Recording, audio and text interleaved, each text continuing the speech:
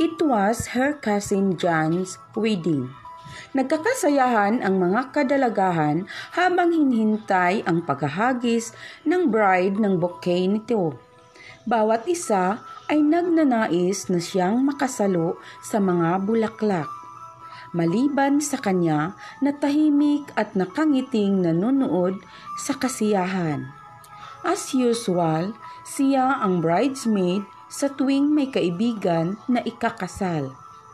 Sabi nga, always the bridesmaid, never a bride. She watched the ladies with mild amusement, wondering who could catch the bouquet. Hindi siya naniniwalang ang makasasalo ng bulaklak ng ikinasal ay siya namang susunod na magpapakasal. Kahit alin sa mga kaibigang naroroon ay hindi katakatakang mag-anunsyo na ikakasal na ito sa susunod na mga araw. Pari-parihong may mga kasintahan ang mga ito na kasama rin sa okasyong iyon. Subalit sa pagtataka ng lahat ay hindi inhinagis ng bride ang bulaklak. Sa halip ay nakangiting lumakad ito patungo sa kinatatayuan niya. Sabi ni John, hindi ka sasali sa grupo para magkaagaw sa bulaklak? Nakangising sabi nito. It was his idea that I hand these flowers to you, Larissa. Nilingon nito ang asawang nakangiting lumapit sa kanila. Hindi malaman ni Larissa kung matatawa o mapapahiya sa ginawa ni Margot. Nang lingunin niya ang mga kaibigan ay nagpalakpakan ang mga ito. She smiled good naturally.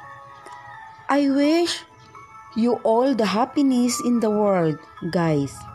Madaliin ninyo ang pagbibigay sa akin ng mga pamangkin. You bet. Nakatawang sabi ni John. Masuyong tinitigan ang asawa. Nakapagdeposito na ako. Di ba, Han?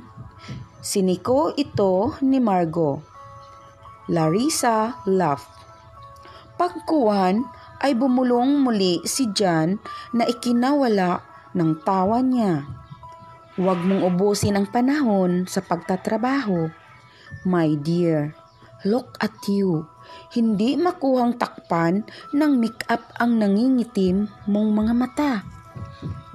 I had a delivery last night, she said defensively na totoo naman. It isn't just your biological clock that's ticking, Larissa, wika nito. At hindi malaman ni Larissa kung nanunukso ito o nagpapahiwatig. Hindi niya matiyak kung dahil sa sinabi nito o dahil sa sunod-sunod niyang pagpupuyat nitong nakalipas na linggo. Agad siyang inalalaya ng pinsan at iginiya patungo sa isang upuan malayo sa karamihan. Kasunod nito ang asawa. Pinaupo siya nito sa isang mahabang sofa. Gusto mo bang ipahatid kita sa ospital, Larissa? He was worried. Sally, wika niya rito. Nagpilit ngumiti. I'm a doctor, remember? Now, show, go back to your guest. I'm fine, John. Really? Are you sure? Si Margot, who was also her friend, a college in fact, siya ang instrumento kung bakit nagkakilala ang dalawa. Let me check your... Hey! Natatawang sabi niya at iniiwas ang brasong aabutin sana ni Margot. Don't spoil this day. Anyway, I'll relax for a minute, then babalik ako sa reception, okay? At tubiling, inakay ni John ang asawa pabalik sa mga bisita. Itinuon naman niya ang pansin sa bunsong kapatid na si Anne na nasa isang sulok ng function room at nakikipaglaro sa mga pamangkin ni Margot. Maaaring ang sinabi ni John ang dahilan kung bakit bigla siyang nahilo. John Esteban was a lawyer and 7 years her a senior. Ito na lang ang natitirang kamag-anak nila ni Anne. And mama niya, ang papa nito ay magkapatid. Magkasunod na namatay ang mga magulang nito, ilang taon na ang nakakaraan. Si John ang humalili sa ama nito bilang senior lawyer sa Garcia and Esteban Law Office na itinayo ng mga ama nila na parehong mga abogado. But it was not John who made and executed her father's will. Sa katunayan ay pareho nilang hindi alam na may bagong ipinagawang testamento si Ronaldo Garcia, ang papa niya, sa ibang abogado.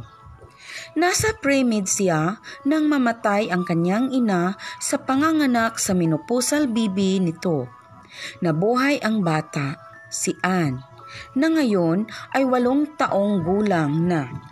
Si Anne ang tanging bagay na nagpangyari upang pareho silang makapanatiling matatag na mag-ama sa pagkawala ng ina niya.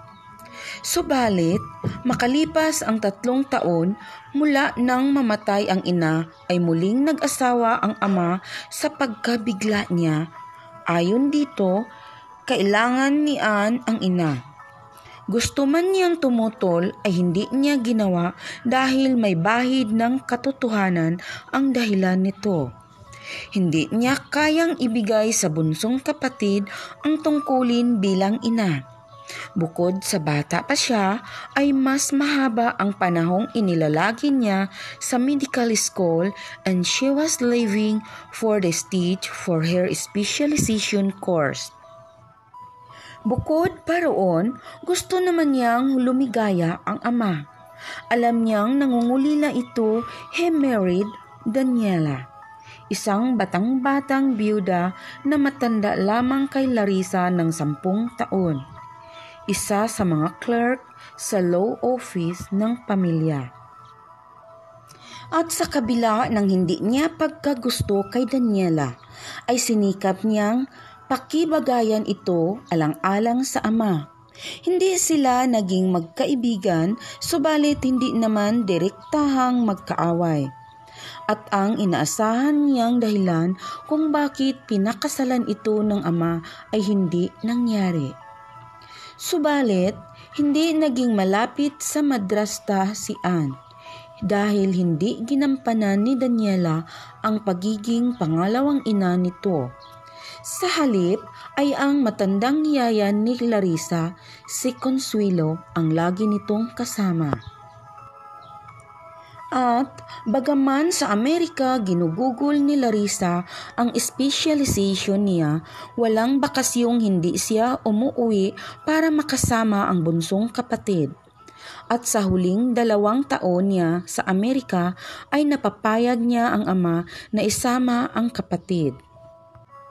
Then, 4 months ago, her father died of a fatal heart attack. Anne was too young to be really affected of their father's death. But Larissa was devastated hindi lang dahil sa pagkamatay ng ama, kundi ang nilalaman ng testamento nito. Iniwan nito sa kanilang magkapatid ang malaking bulto ng kayamanan ng pamilya. Kasama na roon ang share sa law office na pinamamahalaan ni John.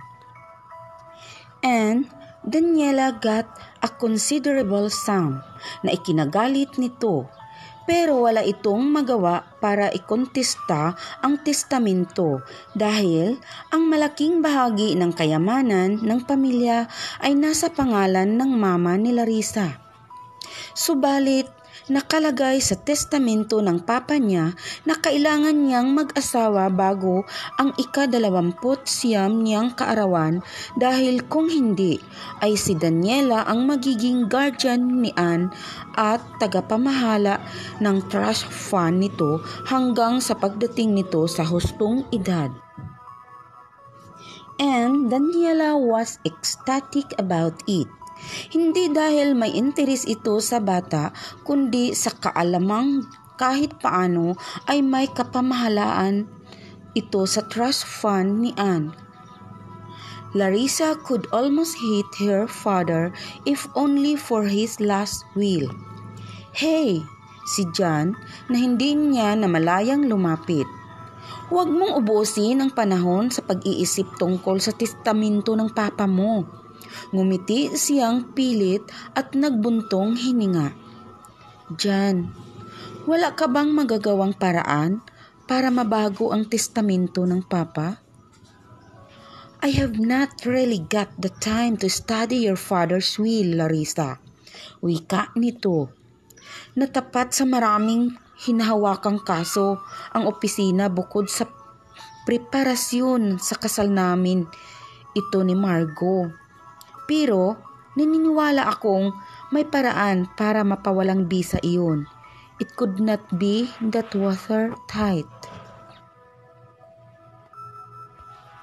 Paano kung ganun nga? Nag-aalalang tanong niya.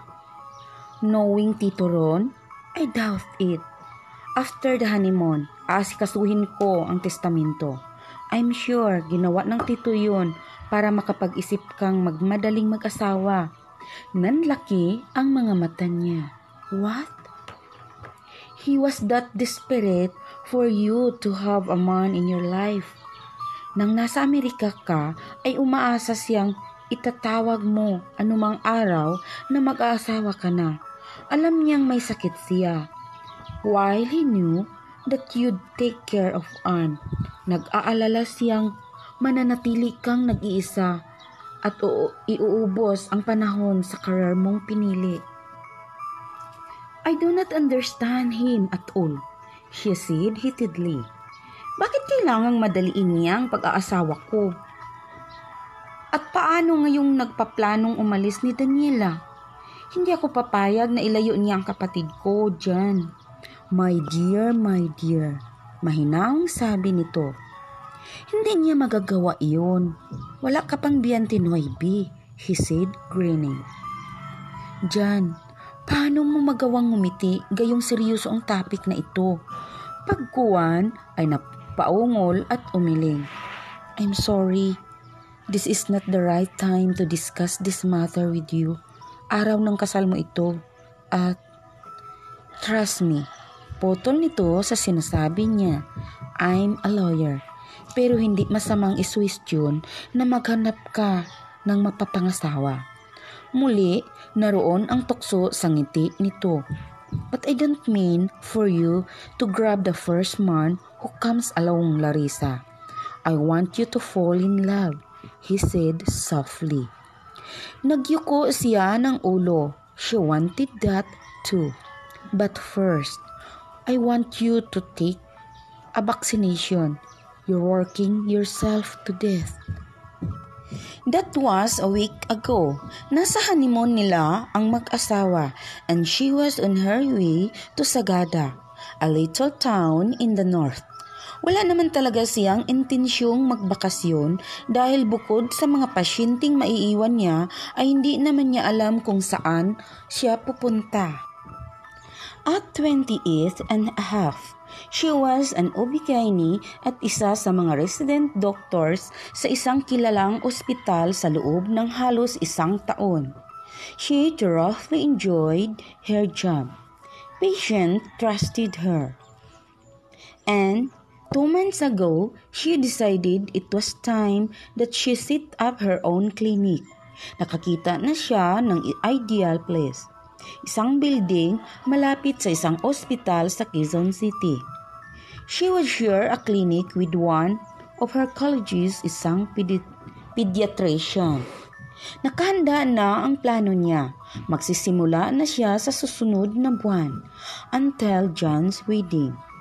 Alam niyang nahilo siyang talaga sa sobrang pagod at puyat.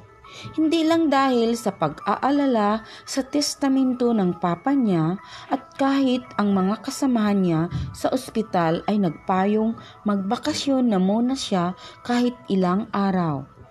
Then, 2 days ago, habang inihahatid niya sa service bus nito si Anne, her best friend Maxine showed up.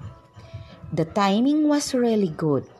Kinawayan ni Maxine ang kapatid niya na gumanti naman ng kaway habang paalis ang bus. Thank God for little mercy, wika nito nang nasa loob na sila ng bahay. Inihagis ang shoulder bag sa sofa at umupo. Akalain mong datnan kita dito? Nagbabaka sakali lang ako. At ano ang mahalagang dahilan para mapababa ka muna sa bundok, aber? She teased. Mamimili ako ng ilang mga kakailanganin para sa bahay and of course, a gift for my husband for our anniversary at para ipaalala sa iyo ang okasyon. Alam kong super busy ka kaya malayo pa'y narito na ako. So, you can drop all your schedules for this month.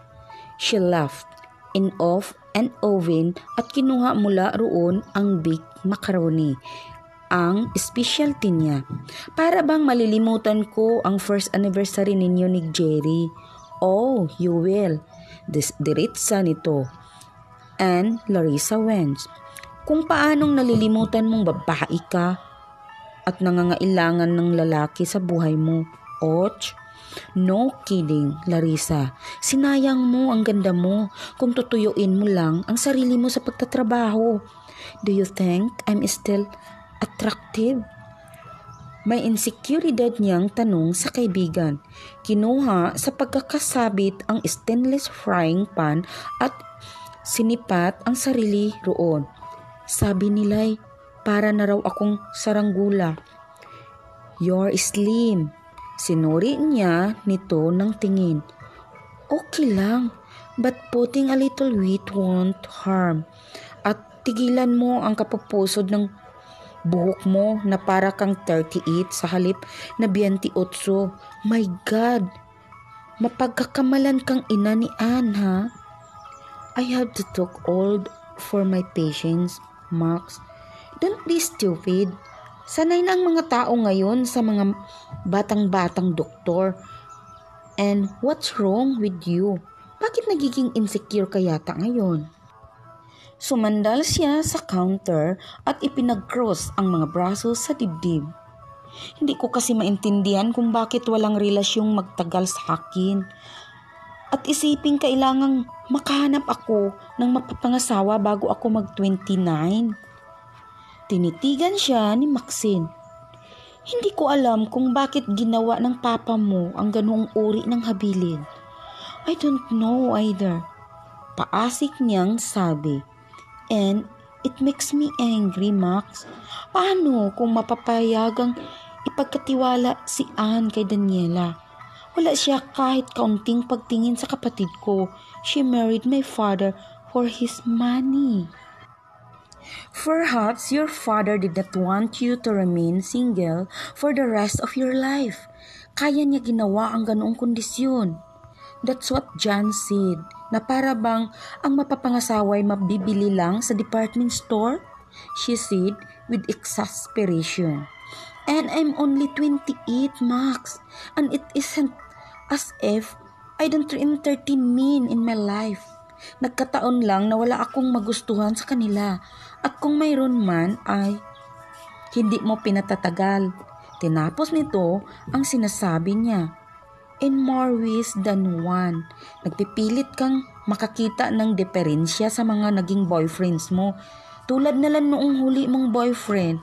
What was his name? Henry? Yes, he's a doctor, isn't he?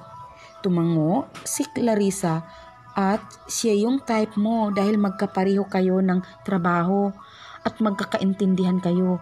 Gwapo naman, mistiso, clean looking, mabango. So, what was wrong with him? Saksakan ng kuripot. She made a face. Imagine, on our very first date, he took me to Jollibee. Malakas na humahalakhak si Maxine. And all the while, you expected a candlelight dinner? Ghost, Larissa. You're a sucker for romance. Tell me a girl who isn't. Then the guy before Henry. Ano nga ba ang pangalan nun? Kasama mo siya nung kasal namin ni Jerry, di ba? And he was so tall and handsome. Parang artista. Mas makinis pa ang kote sa'yo. Mamula-mula. What happened to him? Oh, almost perfect. She rolled her eyes ceilingward. He had a class. At mula sa buhay na familia, he took me to a places I love. Tea trees, concerts, candlelight dinners, and all that. He brought me flowers and chocolates and whispered his undying love for me incessantly. Umangat ang mga kilay ni Maxine. But he has an obsessive-compulsive syndrome. Uncleanliness. Walang ginawa kundi punasan ng bulak na may alcohol ang lahat ng bagay bago ito hawakan. Car, seats, door handles, goblets, chairs, etc. Oh God, I feel filthy when I'm with him. Kulang na lang ay ako ang punasan ng alcohol. Tumawa ng malakas si Maxine. Maluha-luha ito nang huminto sa kakatawa sa iritasyon niya.